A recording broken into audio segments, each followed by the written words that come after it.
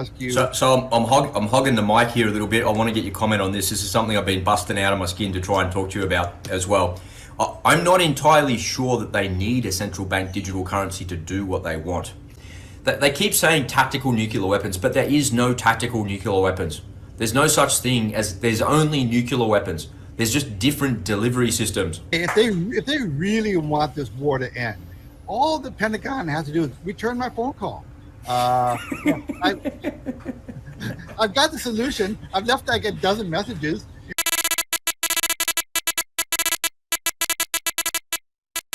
All right. Welcome to the Unspoken Truth and unannounced live on a Thursday here in Sydney. What's going on, Ed? How are you, mate?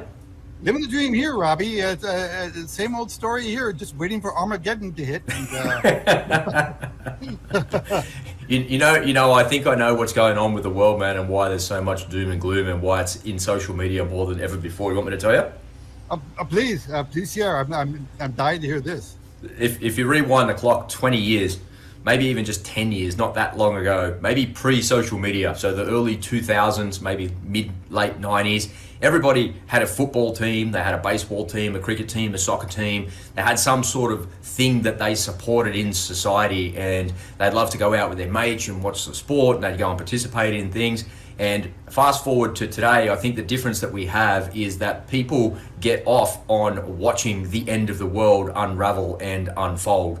And what they're watching all day long on X, on Telegram, and on their preferred platforms like Rumble, they're looking at things like the war in Gaza, the war in Ukraine, the war in South Sudan, the imminent collapse of economies, the self-destruction of governments all around the world. That's become the sport that we're watching.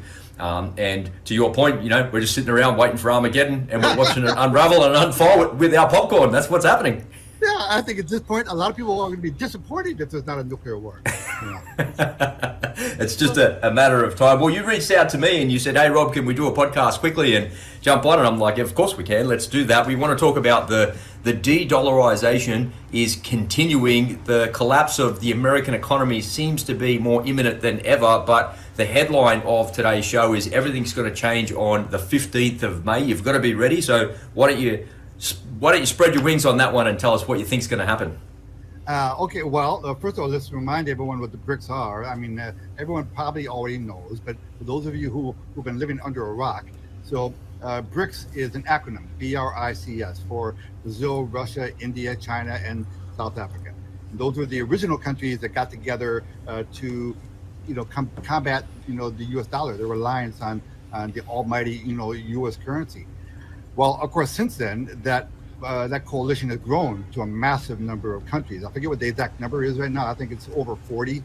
And other countries around the world are rushing to join this BRICS alliance, largely because America has been a bully, and other countries are starting to get wise to it, and they're not going to take it anymore. So now that a viable potential, alternative is going to come along, meaning a new currency created by the BRICS alliance, the dominance of the U.S. dollar is at risk. Now, it's already been in decline for various reasons for several years now, but this is accelerating now, and we have their annual meeting coming up on May 15th.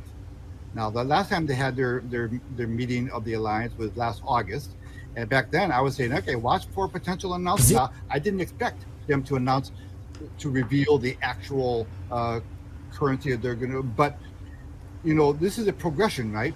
Creating this kind of a new currency alternative is a little bit complicated, a little bit intricate, because every country has their own agenda. They all have their own priorities. So I think there's a little finagling going on, but every year they make more and more progress toward that new alternative currency.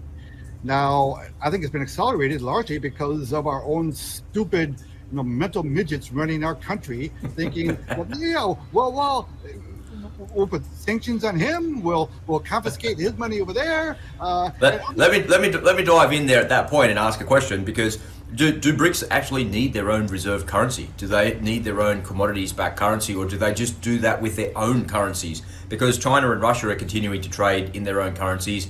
Almost all trade that is going on within that BRICS alliance is no longer including the USD.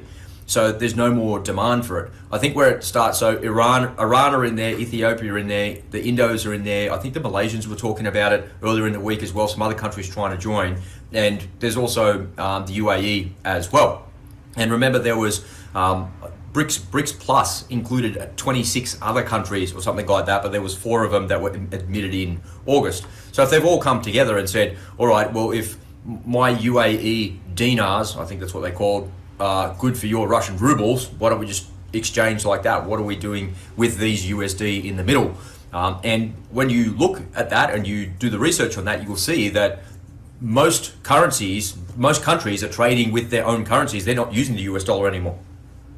No, you're exactly right. There's already a lot of cross-border transactions taking place, right, in their own regional currencies. You're right. Whereas before, those cross-border transactions would have been done using the U.S. dollar as kind of a conduit. And now saying, well, what the hell are we doing? We don't have to use them now. But that's because for half a century here, America's been wielding its power and flexing its muscles, kind of coercing these people to use the U.S. dollar. Because if you don't use the U.S. dollar, we're going to stop protecting your ships in the shipping lanes and stuff like that. So we have. But now countries are less impressed with our might anymore. And when they look at the way that we have a bad habit of randomly confiscating hundreds of billions of dollars of a country's assets just because they feel like it, a lot of countries say, hey, wait a minute, you're not acting in good faith anymore here, my friend. And I think people are, and I think they're I don't know why it took so long, frankly, for them to come to this realization. So you're right. The movement away from use of the U.S. dollar has been going on now for probably a solid decade, right? So it's been underway. So the U.S. dollar has been losing its cachet for quite a while already. It didn't have to be that way. If our people weren't such brutes and such idiots, we would not be in the position that we're in right now. So, but the idea of like an official alternate currency, like a currency that's actually backed by a commodity. Remember, there are no fiat currencies in the world right now that's actually backed by anything. They're all backed by their own little central bank, promissory, notes. And modern day currencies, they're literally just pieces of paper. They're garbage. They're not backed by anything. So this might be beyond the scope of this conversation, but to your point there, because no fiat currencies are backed by anything, how does that transition to a central bank digital currency? If there's no gold backing a CBDC or oil or commodities or anything like that, the powers that be in the alternative government that's trying to rule the world in a one world government would look at all of that and see that as a really big threat. And because they see that potentially BRICS could, I've got the graphic on the screen there, will BRICS end the USD for good? It potentially could end their plans of a central bank digital currency, because they're like, why would we do that? It's just nonsense. It's too much. It's an invasion of privacy, and the dollar should be backed by a commodity anyway. So why would we go down the path of your stupid CBDCs? And the powers that be, the EU and the UN and the WHO and the World Bank and all of those things that are going to get me cancelled when I say all of those things, are looking at that saying, well, maybe this is possible. Maybe this is the potential. And my view is that when all else is failing, they only have one card to play, which they seem like they're about to play. But before we go there, do you think that this could potentially be the beginning of the end, or is this the end of the beginning for the US dollar? I think the beginning of the end. Well, actually, yeah, or the end of the beginning, right? This is we're in a potential very rough transition here of some kind, and no one really is quite sure how. Yeah, something is happening, isn't it? There's a couple of other banks that have gone away in the last few weeks as well. These bank collapses that you and I have been talking about. I remember at the start of the year when that Signature Bank went away, you were saying that August, September this year, watch it all happen. And once again, the prophecy has come true, albeit a little bit sooner than what you anticipated. But as we accelerate towards your election there in the United States, I think more of it's going to come undone. Oh yeah, we're going to see more. It's inevitable, and the government, they won't tell you this, but they're perfectly happy that happened. They want it to happen. The Federal Reserve, a lot of this is by design. The Federal Reserve wants to have a lot of banks go under. Now they'll never say that that's what they want, but that is really what they do want. They want the financial system to get down to the top 3 or 4 banks. It's all about control. Did you see Jerome Powell came out earlier in the week saying yes, I did just randomly put more zeros in the computer and gave it out. It was like something like $3 trillion or something that they had printed and given to banks to give out to create the inflation crisis that you've got now. So if you're under any illusions at all where all of this 20% inflation has come from, why is everything so expensive, what's going on in the world, why is petrol so expensive, all you got to do is just Google Jerome Powell and have a look at the comments that he made. And by putting all of that money, that fake money that doesn't exist, they're just ones and zeros on a computer, into the economy, he's created this incredible inflation, and it's a systematic destruction of the economy. And it's exactly what you just said, Brett. You couldn't say it any better, Ed, when it's all by design. They've got a master plan that we can't see that's sitting over the top of it, designed to get you to capitulate and supplicate to their way. There's nothing that you can do. But it still begs the question, is something like the BRICS going to end the USD for good? Because there's a plan going on with the Federal Reserve and the wannabe one world government, and those people there seem like they're trying to collapse the economy in order to bring in the central bank digital currencies and to bring in all of the associated digital IDs and everything that goes with it. That's all happening. That's rolling out here in Australia. All of that legislation has been passed. That's rolling out here in Australia, and it's going to cause all sorts of chaos in our society, especially when we get hacked. And that for some reason the Australian government is a very vulnerable target. And if everybody's information is in one single repository and that all gets out, then what? Then what's going to go on? Like, man, maybe the BRICS is a good alternative to the USD and to all of this CBDC bullshit. I think it is. You and I often say a lot of very controversial things, but I'll be damned if we're not always right. Everything we've always predicted has come. I don't want to be right, man. I want to be completely wrong, and I want to be that crazy cooker that says, "Oh, he was over there saying there was going to be a nuclear war. He was shouting it from the rooftops for years, and saying how it was going to and then it's going to unfold." And you've been shouting this financial stuff from the rooftops, man, for years, and it's unfolding in exactly the way that you've predicted. Yeah, thank you. And yeah, I wish we're not. Listen, this is such an insidious subject, right? The powers to be, our government, are not looking out for us. These people have donors to answer to, and all these donors, they're part of the cabal. They're all globalists. This is a scheme that has been created outside of my government, your government, any one government, right? This is the powers to be they come out of a little group in Switzerland. You know who I'm talking about. I won't say their name because YouTube will knock us off the air. But the globalists, they have, to use that one, former Nazi, head, quote, they've infiltrated every major Western government in the world. Infiltrated. That's the word he used, and he used it proudly. They've infiltrated our government. So these globalists rest inside. Do you think that guy in our White House right now he's making any decisions? He's not making any decision. He's not running anything. Okay, he's just a figurehead. He's just a puppet. He's not even a very good puppet.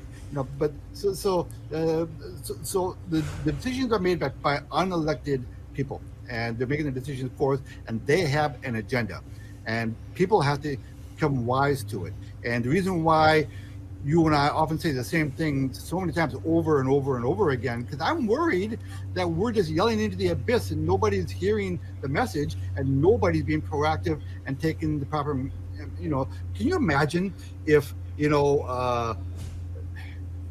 in 1929, let's say in January, at the beginning of 1929, you took all your cash out of your bank account and you bought, gold. Bought some gold with it. Okay. Yeah. And just imagine how you could have made a life-changing amount of money over the subsequent, few years. Okay. Well, I think we are on the cusp of another kind of event like that, and I don't want people to keep all their money, in cash. Listen, we've been conditioned all our lives that that's the responsible thing to do, right? Don't look, I'm the responsible guy. I don't waste my money. I save it all. I put it in the bank and I let it grow. Then I just put it in the bank. Of course, it's not growing. I put it in the bank, put it in the bank, put it in the bank. My son, for example, was sitting over here like 5 feet away from me. He might, I don't know if he's even listening. He's playing a video game, but he works really hard for his money, but that's what he does with his paycheck. He goes right into the bank. It sits in the bank, and it breaks my heart. And I try to give him, he's an adult. I can't tell him we know what to do. And he has made a few changes, which I'm very happy, he did. But I'm worried for people like him who are being what you would, responsible. They think they're being responsible, right? They're saving. He doesn't party. He's not a party animal. He doesn't waste his money on stupid things. He saves his money. He saves. I think it's something a little bit more important in the United States because you have so many banks and there's so much competition there. Here in Australia, we don't have what we have here in Australia with the banking system is what you guys in the United States want. That's your wet dream to have, less than 10 major institutions. The government can control all of that. It all seems very safe. It all seems really good. But even if your money is in one of those institutions, those larger ones, and it is safe and it is protected and everything's okay, the reality is it's been chomped up by 20% of inflation. And it's not safe. Not safe. Well, it's not yours when you put it in there. That's the first thing. And the second thing is inflation is eating it away. So what you've got to do is preserve it.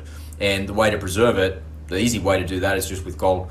Very, very simple. You're not necessarily going to get into gold by trying to make money out of it. You might make some money out of it, but you want to preserve your wealth using gold. It comes to these points here that we were talking about, right? You want to preserve your wealth because the debt levels that our countries are suffering from just cannot be sustained. And they can't be sustained for a variety of different reasons. Here in Australia, we have an immigration problem just as bad, maybe a per capita size bad immigration problem as you guys do with illegal immigration in the United States. We have legal immigration come to Australia, and these people come to Australia and they get no support from the government. So they apply to come here. It usually takes about 2 years to do the application. And I know this because I was doing some work for a sales organization, and it was in the education space where I was talking to parents about how to get better results for the kids. And I would talk to maybe 4 or 5 families a day over the weekend and stuff. Just a little bit of a side hustle I was working on.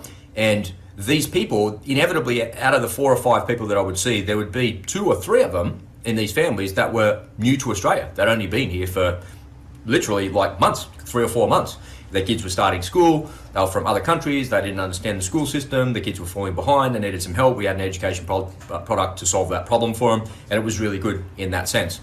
But when you listen closely to what the immigrants say to you, they get no help. They don't get any medical support, no Medicare. So that if something goes wrong medically, they have to pay for everything. They get no support from housing, no social security, none of that. If you've immigrated to Australia and you've been accepted, you've got to have, I think, like a $50,000 clip in your bank account, and you have to move to regional Australia and stay in regional Australia for 2.5 or 3 years or something like that. It's an extended period of time, and you can't go to the cities.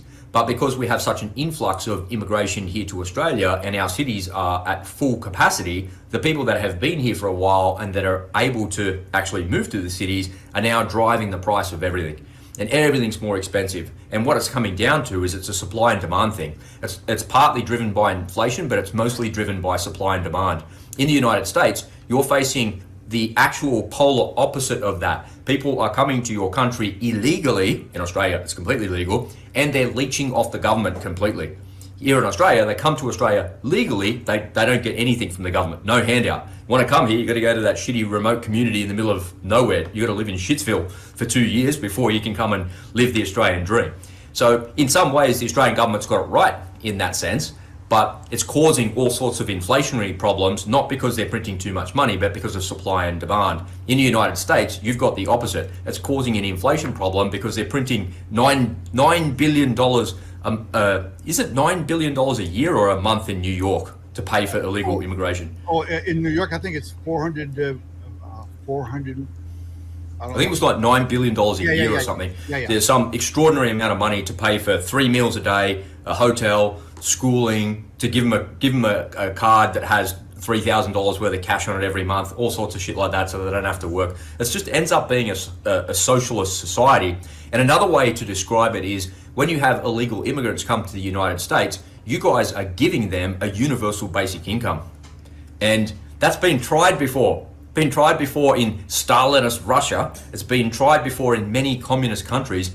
And if you ever speak to somebody from one of those countries, what they'll tell you is that we pretend to go to work and the government pretends to pay us, because it's never enough money to actually go around to do anything, because the cost of everything is considerably more than what they actually get because of inflation. And it's like the left is eating their own in the process, but they're dragging the entire ship down in the process and spending trillions and trillions of dollars consistently and continuously throughout the economy. I remember saying to you that, we just gave Ukraine another $100 million or something like that. And you're like, what are you talking about, man? We just racked up another $100 billion worth of debt in the last 15 minutes. That's nothing. What are you talking about, you amateur? Amateurs. Yeah. The debt levels can't be sustained, man. It's the economy, the US economy is going to come undone really bad. It's the world's biggest rug pull that's happening in real time here for us. We are now increasing our debt, now our national debt, by $1 trillion every 3 months. That's like $1,000 billion every 3 months. It's like such an extraordinary amount of money, man. And by the end of this year, that number, I predict, is going to reach $1 trillion per month. I always remember you saying that. I remember saying to you, how much damage can Joe Biden really do? Actually, he can completely destroy and eliminate the entire fabric of society within the short time that he's actually there. And he's only got a very short time left, and that seems to actually be occurring. It seems to be accelerating and gathering momentum. Have you ever seen one of those graphics of exponential growth, where it goes 1 becomes 2, becomes 4, becomes 8, becomes 16, becomes 32, and then it goes boom, boom, boom, like this? That exponential debt level that you're facing, in my view, is bringing the collapse of the US economy much closer, much sooner than what anybody can anticipate. And it comes down to the conversation that we're talking about. In order to protect yourself from it, you need to preserve your wealth. You need to look for the upside opportunity of that as well, but you also need to protect what you've got right now, because that collapse is actually imminent. Yeah, well, that's why, you and I, ever since we started doing this podcast, a year ago, right? A little over a year ago. About 2 years ago, wasn't it? 2 years, maybe 2 years. Yeah, we started talking about 2 years ago, but it's been going on for a year or so. And of course, we did the podcast every single day there for a solid year. Now we want to do this, once a week or so. Give people a break. Otherwise, people are from the doom. But our mantra all along has been. Yep, get your money out of the bank, reduce your exposure to the bank, get some gold and silver, and create some passive recurring income. Right. And shouting it from the rooftops continuously, you're laboring it and you're flogging a dead horse and all that. But what's the worst that could happen if you did that? Actually, nothing. Nothing would happen. Well, yeah, I mean, even if we're wrong, what damage would have been caused by doing those three things? Nothing. Okay, there's nothing. There's no downside to those three, recommendations. Only potential, upside. And again, if you look back at previous financial crises, not just the Great Depression, but we only have to go back to 2008 to 2010. That was I think a lot of people have very short memories. That was a really rough period there for 2 or 3 years. A lot of damage, was done. Well, imagine if you were prepared for that, you would have come out the other end of that a whole new person, a whole new. I mean, your life, you would have had a quantum leap in your standard of living. That's what I want our audience to be able to do. I want our audience to be prepared so they can become rich off of the upcoming financial crisis. And look, I want everyone, to do it. And you don't have to. There's no nobility in poverty. I'm sorry. No. Jesus wanted everyone to be rich. By the way, it's okay to be rich. You don't have to be a victim. And that's what we're trying our best to do. Is to, well, number one, make sure people are not hurt, by whatever happened. And if they can actually manage to become wealthy from it, all the better. Right? Yeah, absolutely. But first things first. But circling back a little bit here, the little reminder here, two reminders. First of all, the U.S. dollar has lost 99% of its buying power since 1913. 99%. I'm surprised it's not 100%, frankly, but down 99%.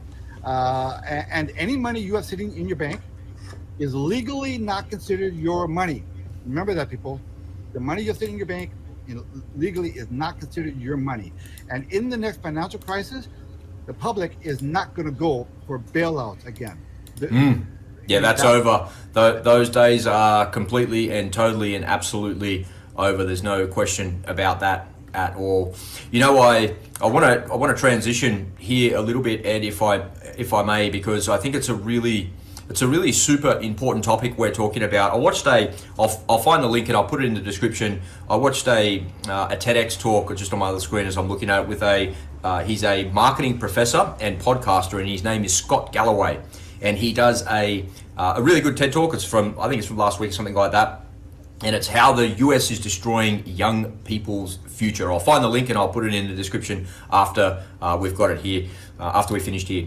So what he does is he uses statistics and graphs to show you exactly how we're destroying the future of young people. And it's everything to do with inflation, the cost of living, houses, people going out, getting on the cans, people having kids, all sorts of things that are going on. So I just shared it. I just shared the link to that TEDx talk in the comments. So if you want to have a look at that, I encourage you to check that out as well. And he does a good job talking about what we're talking about here, Ed. Not so much from a doom and gloom perspective, but more from a statistical perspective. And it's really worth looking at. Part of the problem that I see, and the graphic that I got on the screen there, the collapse of the US economy is imminent. It is. We can't deny that. It's happening. And when all else fails, what are they going to do? They're going to take us to nuclear war. We seem, for some reason, the American government seems to be, and NATO seem to think it's a good idea to bait Putin. Putin has came out in the last couple of days, and before his inauguration, just a couple of days ago, he came out and said, we're going to run some real-time nuclear exercises, over in Belarus. We're going to load up the modified and updated Su-25s to carry the gravity bombs, the nukes, and we're also going to do that in Rostov-on-Don to do it over there as well. So these weapon systems, while not being, they keep saying tactical nuclear weapons, but there is no tactical nuclear weapons. There's no such thing as, there's only nuclear weapons. There's just different delivery systems. One is a gravity bomb that falls off a plane. Another one is a missile that comes from a silo on the ground and goes into space and lands on other missiles and silos. So they're all nuclear weapons. And remember, the whole reason that we haven't had a nuclear exchange since the 1930s is because of deterrence and because of what we call mutually assured destruction. But remember, the North Koreans, the Iranians, and the Russians don't believe in mutually assured destruction. You can read their documentations and do the research for yourself, and you'll find out really quickly that they believe a nuclear war is actually survivable, and they train to that level. The Americans do not train to the level of nuclear war is survival. They just throw their hands up and say, if you nuke us, we're gonna use it or lose it, and it's all coming your way. Remember, if deterrence fails in any way, shape, or form, what we're going to see is the normalization of nuclear weapons. And I'm not talking about tactical or strategic nuclear weapons. It's just going to be normal. The same way a 2,000-pound JDAM is dropped on a bunch of civilians in Rafah. they're attempting to go after the Hamas people that are hiding amongst the civilian population. All right, cool. Well, why don't you use a small diameter bomb with a 250-pound explosive on it that has a small explosive charge on it? Or why don't you use a Hellfire missile that has a smaller charge on it? Well, you don't, because their AI systems, their lavender AI systems, are using 2,000-pound bombs to get rid of everybody. And they think that killing 100 civilians to get one Hamas operator is a worthwhile endeavor. That's what they're going after. This is the normalization of war at scale. Remember, in war, there is no middle ground. That's what these idiot Palestinian supporters don't understand. There is no, stop, some moral equivalence bullshit. There's winning and there's dying. That's it. And where for some reason everybody keeps baiting Putin. Just yesterday, the Lithuanian Prime Minister came out and said that, we're going to send Lithuanian troops. And then this morning I looked at the news and she said, well, if we send our troops over there, then we're a little bit worried we're going to be exposed here. Oh, but NATO's here to protect us. Well, which one is it? Are you sending them or not sending them? Are the French guys there? Was there half a dozen French troops killed in the last couple of days or not? Like, all of this is just the mission creep that we have is all a fake front. It's all a fake front to cover what's happening in the economy. They want you to look over there at this potential nuclear war. They want you to look over at Israel and in Gaza, to look over there, but they don't want you to look at 22 million deaths, excess deaths, because people jab themselves with some experimental gene therapy. They want you to completely forget about the genocide that they committed on the world. Your government tried to kill you, yeah? Your government tried to put this on you. AstraZeneca came out and said it creates blood clots. I did not get an experimental gene therapy in my arm, and I had a blood clot in my leg from my hip to my ankle.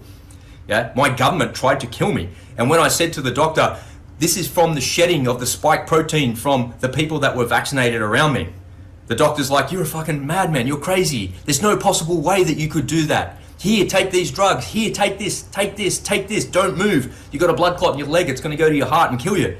Yeah, my government tried to kill me. That's the reality. If you listen to what the government told you to do, they tried to kill you. And I was on the receiving end of that. And I'm mad as hell. And it's now come out, AstraZeneca's been cancelled. See you later, we're out of here. All of this bullshit. This nuclear war, this baiting of Putin, this bullshit that's going on in Israel, and all of these protests and all of this division in society, people fighting with each other, it's all a giant cover because the economy is about to collapse. And when the economy collapses, there's a central bank digital currency. There's your digital ID. Don't believe me? They're rolling it out in Canada. They're rolling it out here in Australia. And it's just a matter of time before it happens there in the United States as well. Well, they have agendas, and they know that the agendas are unpopular.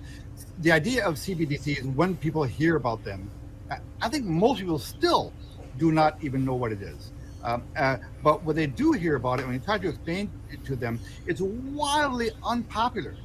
That's why they need an emergency. They need a crisis in order to introduce, drastic measures in order to rescue the economy, in order to rescue. So I'm hogging the mic here a little bit. I want to get your comment on this. This is something I've been busting out of my skin to try and talk to you about as well. I'm not entirely sure that they need a central bank digital currency to do what they want, because it's, once again, not reported in the mainstream media. In Ukraine, there are no more men. We're 2 weeks away from the Ukrainian government completely collapsing. Somebody tried to kill Zelensky yesterday. What the hell? We're 2 weeks away from that going away. And in 2 weeks' time, the BRICS are going to make an announcement on the 15th of May saying, we've got a new currency. And they're like, well, we better quickly attack Russia. Start the nuclear war now before all this happens and it all goes away. Just kind of put that aside for a second. The reason I say that maybe we don't need a central bank digital currency, because in Ukraine there's no more men. And when I saw a photo of it, it's on my Telegram channel, and I put it in Telegram, and you can follow us on Telegram, by the way, here's the link for the screen. What they were doing was somebody goes to the ATM, puts their card in there to try and withdraw money, and you can't withdraw the money from the ATM unless you, Mr. Man, go to the recruitment office and you register. You might not have to go to the front yet, but you need to be registered. Anyone between the ages of 18 and 65 needs to be registered for the military. And if you go to the ATM and you try and extract your money from your bank, they'll say no. And it says on the screen why you can't have your money. So do they need a central bank digital currency to shut you down? Do they need a digital ID to shut you down? No, no, and no is the answer to those questions. Remember, the country in the world that was going to first roll out the government services app with the digital ID was Ukraine. They were the world's experiment. They were the world's leading proponent of having these apps on your phone where you'd have everything from your medical records to your banking details and everything in between. And the war happened, and then that rollout had stopped. But quietly in the background, that's all rolling out. In Russia, when you get mobilized now, no one knocks on your door and goes, "Hey dude, you got to go to the recruitment office," and gives you a bit of paper and leaves. You'll get a text message on your phone that says, "Wait, you've been mobilized. Get your ass down there now," like that. That's how this is happening. They don't need a central bank digital currency to prevent you from withdrawing your money from the bank.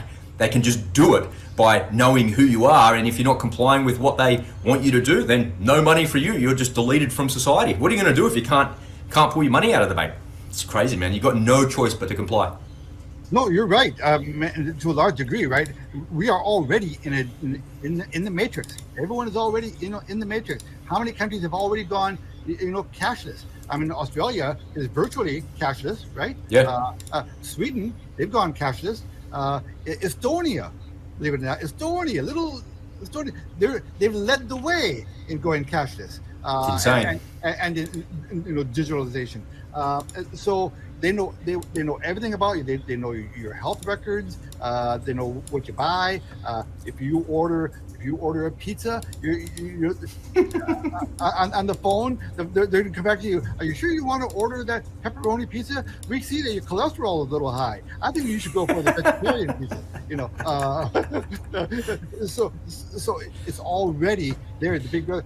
So I think it's kind of unavoidable. But what the CBDC does, though, is it takes that global, right? It makes it more of a global issue. Right now, it's more or less country by country. But now they can tie everyone together globally, so they can keep track of every little thing you do. The CBDC is not a solution. It's not an economic solution, and it's not about fucking fighting, crime. That's not what it's for. It's nonsense.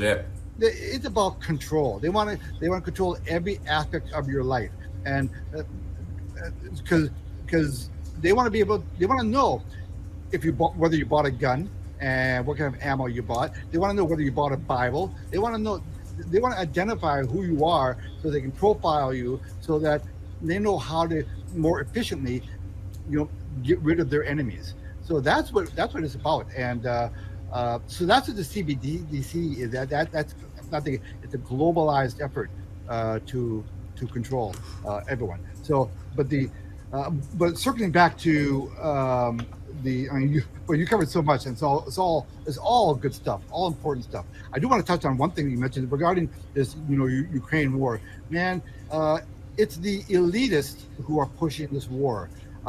It's the money people who are pushing this war, and it's not just the Democrats who are pushing, but we have a lot of, quote Republicans, pushing this war. The uni party.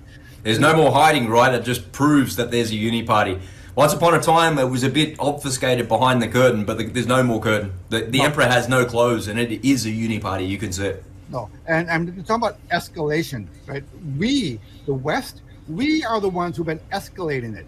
We started off by sending them blankets and MREs, to Ukraine. Then we started with small arms and ammo. Then we went to the tanks, and then we went to the airplanes. And the only thing left are boots on the ground.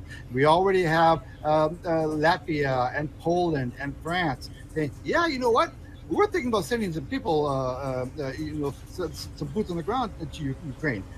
Macron making a big deal about, I think it's time we start sending troops to Ukraine. He walked it back a little bit as well, though, because the day of Putin's inauguration, they pulled in the ambassador, the French ambassador and the British one, saying, you want to come out there with the rhetoric, you want to fire your stupid cruise missiles at us, well, we're going to attack you. It's as simple as that. Yeah. But the Lord David Cameron says that the Ukrainians should be able to use whatever weapon systems they want and whatever targets they want. We're not going to dictate to them what's going on. But the whole entire time, the Ukrainians they've stuck to their word, and they haven't used the weapons that we've given them to attack Russia. They're using their own drones. That's why the effect of that is fairly limited, as you can see. But if they're attacking Crimea and those so-called annexed areas in the Donbass and Luhansk areas in the southern part of Zaporizhia as well, isn't that attacking Russia with these Western-made weapons? Yeah. All the Russian red lines is just all smoke and mirrors and bluster. But I think at some point, if there's a Storm Shadow missile that attacks a military target, an airbase or something like that inside of Russia, and I think there will be a repercussion. And this is the mission creep, right? They're just edging ever closer, ever closer. And remember, the Russians have said the minute those F-16s launch from Ukraine, we're going to assume that they've got nuclear weapons on them, yeah? And we're going to assume that you're coming to strike us with nuclear weapons. And again, this rhetoric keeps rattling up, and this saber rattling keeps rattling up. But remember, if deterrence fails just once, if one artillery round is fired, and there's a bunch of Russian generals that said, we know where all the Ukrainian training facilities are. Why don't we just lob an airburst into it? Lob the airburst into it at 15,000 feet. There's no fallout. It would destroy everything all in one go, and we can move up and take the ground. We can do, and they can. This is the Russian way of war. I've got the book on my shelf behind me. Yeah, it explains exactly how they do it. It explains how they dig in with 3 lines deep, and you can see how they've done that in the southern part of Ukraine, in the Zaporizhia area. That's why that so-called counterattack never worked. But I'm sitting here in Sydney, Australia, with a book on my shelf called The Russian Way of War that tells me how they dig in, and these idiot Ukrainian generals are like, are they reading the same books? Or how they're trained by the fucking Soviets, man. They are the Russians. They're trained in that same doctrine, but they still buggered it up. And the reason they buggered it up is, first of all, they're incompetent, and the second reason is we never really gave them enough weapons to actually do what they needed to do. We only gave them enough just to hold the line there, yeah. And the longer we can stretch this out, the more we're going to degrade Russia. But the Russians always said, in a war of attrition, we're going to win. So there's nothing that's decisive that's happened on either side, really. The Russians really haven't captured much more ground in the last 12 months than they captured in the last year. But equally, the Ukrainians haven't done anything either. But there's no decisive action that's happening. And everyone keeps saying, oh, those F-16s are going to be irrelevant. That won't do anything. Well, I'm not so sure about that. I think that this thing is still escalating, and we still haven't reached the crescendo of it yet. But is the crescendo when the Kerch Bridge goes away and a gravity bomb with a nuclear tip in it actually lands on a training establishment somewhere in Ukraine? I don't know. Well, I don't know. I think that if the Western powers, our Western politicians got out of the way, I think this war would have run its course a year ago. Remember, there was a peace treaty on the table, 2 years ago now? Yeah. That Zelensky actually initialed until Boris decided to stick his nose in and whisper in his ear, say, no, man, we need to keep going. And now here we are. And the only thing they've accomplished is that more young Ukrainian men have died. It's an absolute travesty, man, and it's horrible. Over on the Unspoken Truth Telegram channel, and I encourage everybody to come over and have a look. I can't really post the content that I've got there anywhere else. I can't post it on X, YouTube, or even on Rumble. It's just too graphic, but I can do it on Telegram because I don't get censored there. I want you to come over and have a look at the Ukrainian war crimes that happen every single day. What? Ukrainian war crimes? What are you talking about? They operate outside the laws of armed conflict every single day. And I've created video after video about this, yet the Australian government continues to support it. The American government continues to support it. Why are the Ukrainians held to a different standard to the Australian Defence Force or to NATO soldiers? Why are their standards different? Why are they allowed to murder people indiscriminately on the battlefield? Well, they're invaders, they're on our land. Fuck off, man. Doesn't matter. There's laws of armed conflict exist for a reason, because we operate in a rules-based society. Otherwise, it's a free-for-all. Oh, but the Russians are doing the same. Yeah, I agree. The Russians are definitely doing the same, but we're not giving Russia any money. We should step away from this, step out of that, fucking let the fight happen. Let whatever happens, happens. What do I give a shit about what happens in Ukraine? Yeah. The longer this goes on, the less I care about it, because why is the Australian government's given more than $1 billion of support? And recently they gave another $50 million of support to a drone fund that went with Latvia, to put 50 million Australian dollars went to build more drones in Latvia, and Latvia are going to give those drones to the Ukraine. And I'm scratching my head going, have you seen just about every bit of footage on the Telegram channel is a war crime being committed with a drone? Australia is directly funding war crimes in Ukraine, but no politician is held accountable. But if I go away and I put an Australian politician saying, we support Ukraine, we do this, we do that, and then I show you a reel of 20 videos of war crime after war crime after war crime, I'll be censored and shut down. Where's the E-Safety Commissioner now? Where's the E-Safety Commissioner actually censoring the Australian government for perpetuating these war crimes and allowing that to happen? The people just wash their hands off it and go, oh, well, we're just supporting them, we're giving them money, what they do with it, it's their problem. But no, you're enabling it. You're enabling this behavior, you're enabling this to happen. It's like saying, I'm a junkie, give me money, I need money to actually go and eat and live somewhere. But the second you give the junkie the money, they go and buy more drugs and stab themselves in the vein. Like, it's the same thing over and over. Fuck these people, man. I don't give a fucking shit about this war. And these idiot fucking politicians, man, are going to take us right to the brink to destroy our economy and fucking create a nuclear war, man. What the hell?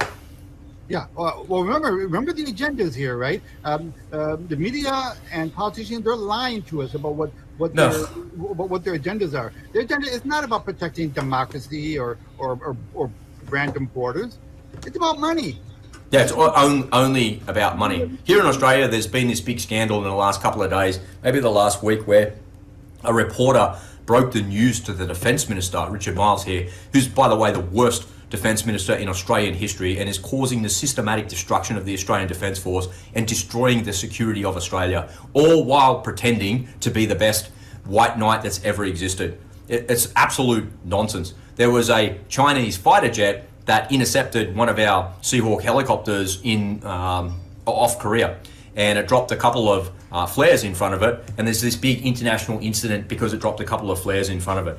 And apparently the reporter told the Defence Minister, and then the Defence Minister did something about it. So the scandal is that they knew about it, but they were never ever going to tell the population about it, so they're kind of obfuscating the truth again, not saying anything about this and hiding it from everybody like this. But the reality is, dropping a couple of flares in front of a helicopter, it's so what? The helicopter just goes like this and moves out of the way. Yeah. What they're not telling you is that our warships are probably locking up this fighter jet and with a firing solution on it about to go whoompa, and I can put an SM2 straight up your ass. So they're not talking about that, because that would be a real international incident if we were locking up a Chinese fighter jet about to shoot it down with an SM2. Hey, if they really want this war to end, all the Pentagon has to do is return my phone call. I've got the solution. I've left like a dozen messages. I'm waiting for someone to call me. I've got the solution, and this is why I do think that Donald Trump could end the war there, in a week. And so here's the solution. So you go to Ukraine. You call Zelensky, hey man, I'm not sending you another fucking penny in aid until you show up at the negotiating. No, so you better show up at the negotiating table, in Moscow or Switzerland. Pick your country, in Miami Beach, okay? And then he calls Putin. He says, all right, listen, man, I know you don't want to take over all of Ukraine, right? Because you don't want NATO on your border. If you take over all of Ukraine, then NATO's going to be on your border, because you're going to be bumping up against Poland. So I know you don't want all of Ukraine. So I tell you what, why don't we just give you everything east of the Dnieper River, and we'll call it a day. And in addition to that, we'll get a promise out of Zelensky that they won't join NATO. They'll sign a promissory, whatever, and NATO will sign a promissory. They promise that Ukraine will never be a part of NATO. There you go. So you have your buffer. I think that's what Putin really wants. Is he wants that buffer, okay? And Ukraine is the largest landmass country in Europe. It's a big ass buffer. So so you'll have your buffer there, and you'll have the peace of mind of knowing that they're not going to join NATO. Okay, so be it. And then maybe you throw in some corruption reforms or whatever, but it won't take very much. I think Putin will be very happy with that. He'll look like a hero. He'll get the Nobel Peace Prize for pulling back. I think he would. I think he would go for that. And then Zelensky can retire to Monaco. God will get enough money. There's two things that you missed. The first thing is that Russia refused to negotiate with Zelensky because they put him on a criminal list now, so that's over. But I think it'll play out the way you said, but just not with Zelensky. And the second thing is, I don't know that they're going to come right up to the river, on the eastern part of Kyiv. But I also think Poland and the other countries, maybe even Romania, is going to get in and get the eastern part of the country there as well. So the Russians put a map out showing what they think the future of it's going to look like. And Ukraine looks like this in Kyiv. That's it. And the rest of it is Russia, Poland. Give Lviv to Poland.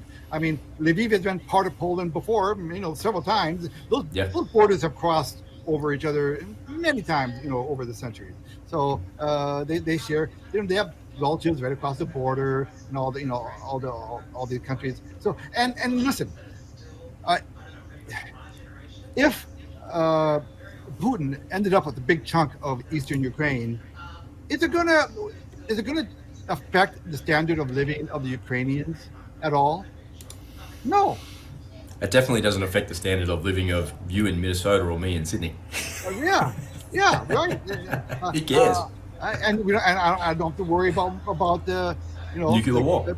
About the microchips melting in my car from an EMP attack.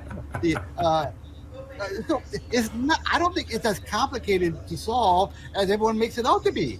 Just be a little practical. What does that guy want? What does that guy want? And come up with a solution. Why the hell do we even bother having a State Department? Why don't we just get rid of the fucking State Department? They don't do any good. Just like the United Nations. Who the fuck needs it? They do more damage than good. Just get rid of the United Nations. It's been nice knowing you and nice having a channel. Yeah, but, if I were running on president, there are like 2 or 3 issues I'd run on. One of them would be, I'm going to kick the UN out of New York, and I'd probably win in a landslide. And I'm gonna nix the NEA, the National Education Association. Get rid of those guys. All right. That might be a nice place to wrap it up, Ed. It's been great to see you, man, and have a bit of a laugh here with you as well, and see